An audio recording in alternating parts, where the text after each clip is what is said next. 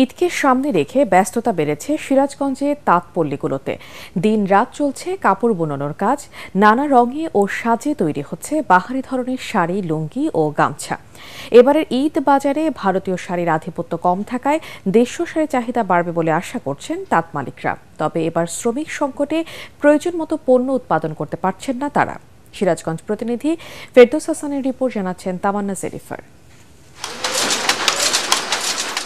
দিনের আলো ফোটার সাথে সাথেই তাঁতের মুখর শব্দে ঘুম ভাঙে সিরাজগঞ্জের তাঁতপল্লীগুলোর। আসছে ঈদকে ঘিরে শাড়ি, লুঙ্গি ও গামছা তৈরি করছে তাঁত শ্রমিকরা।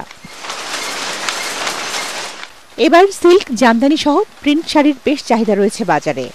ভারতীয় শাড়ির আধিপত্য কম থাকায় এই ঈদে দেশীয় শাড়ির চাহিদার সাথে সাথে উৎপাদনও বেশি হচ্ছে। তবে শ্রমিক সংকটের কারণে প্রয়োজনীয় কাপড় উৎপাদন করতে না পারায় কিছুটা চিন্তায় পড়েছেন তারা। শ্রমিকরা কাজ করতে চাচ্ছে না, এটা শেখেও না। তারা রিক্সা, ভ্যান, অটো এগুলা চালায়। তাদের এটা দৈনিক ইনকাম ক্যাশ টাকার হয়। সবকিছুর দাম বেশি, সেই ক্ষেত্রে আমাদের কাপড়ের দাম বাড়ে নাই। আমরা একটু সুযোগ সুবিধা পেলে আরো ভালো শাড়ি তৈরি করতে পারবো। আমাদের শাড়ি ভারতে যাচ্ছে। শ্রমিকরা বলছেন, বাজারে সবকিছুর দাম বৃদ্ধি হলেও তাদের কাজের মজুরি বৃদ্ধি হয়নি। আমি 30 বছরে থাকবো না, এত দাম 5টা চাল বান্না খাই। আগে ভালো চলছে, এখন জিনিসপাতির দাম বেশি, এখন এই কাম করে খাই। আমাদের বর্তমান অবস্থা তো খুব ভয়াবহ, আমাদের তো দেখার কেউ নাই। বাজারে তো সব জিনিসের দাম বেশি, সে তুলনায় তো আমাদের দাম বাড়ে না। সংসার চলে না, চালান কষ্ট হয়। এর জন্য অনেক শ্রমিক ঢাকা বা গার্মেন্টসে চলে গেছে।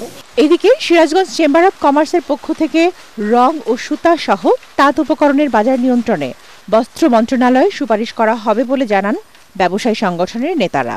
বস্ত্রমন্ত্রীর কাছে অনুরোধ করব যে যদি রঙের দাম এবং সুতার দাম একটা নির্দিষ্ট ইয়ের মধ্যে রাখা যায়, আওতার মধ্যে রাখা যায়, তাহলে আমাদের সিরাজগঞ্জের তাঁতিরা আরো লাভবান হবে, আরো কাপড় ভালো উৎপাদন করতে পারবে।